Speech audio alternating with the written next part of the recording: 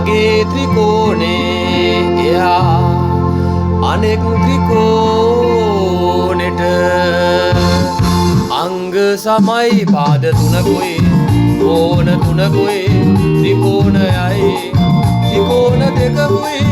ඒකේ අංගයි සමාන නම් මගේ ත්‍රිකෝණේ එයා අනෙක් ත්‍රිකෝණෙට අංග සමයි පාද තුනකුයි කෝණ තුනකුයි ත්‍රිකෝණයයි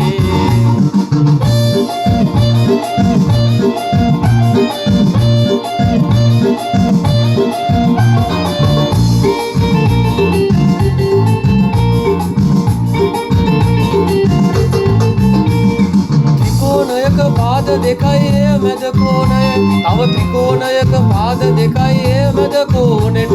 සමාන වූ විට ඒවා පාකෝපා ලෙස අංග සම වෙලා දෙදෙනම සමාන වන ලෙස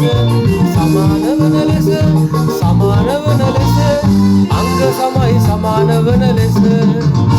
ලස්සනට හැදුව ත්‍රිකෝණයක කෝණයි පාදයි තව ත්‍රිකෝණයක කෝණයි පාදයි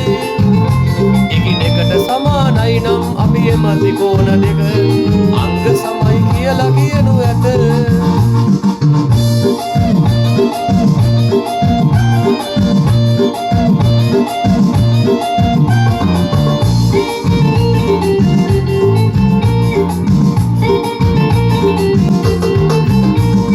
පාද තුනට පාද තුනම සමාන වන විට පා ලෙසට අංග සම වීලා ඇත ඍජු කෝණික ත්‍රිකෝණයක කර්ණෙහි පාදෙට තවත් එකක කර්ණෙහි පාදෙහි ගැලපෙන විට පාදෙට ගැලපෙන විට කර්ණෙට ගැලපෙන විට කර්ණපා කියයි අපි ඒවට ලස්සනට හැදුව ත්‍රිකෝණයක කෝණයි පාදයි තව ත්‍රිකෝණයක කෝණයි පාදයි එකිනෙකට සමානයි නම් අපි එම ත්‍රිකෝණ දෙක අංග සමයි කියලා කියනු ඇත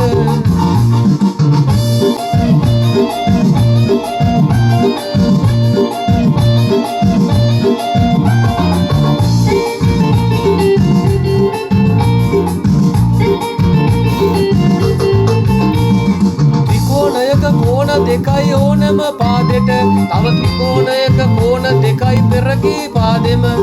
සමාන වූ විට ඒවා කෝපෝපා ලෙස අංග සම වෙලා දෙදෙනම සමාන වන ලෙස සමාන වන ලෙස සමාන වන ලෙස අංග සමයි සමාන වන ලෙස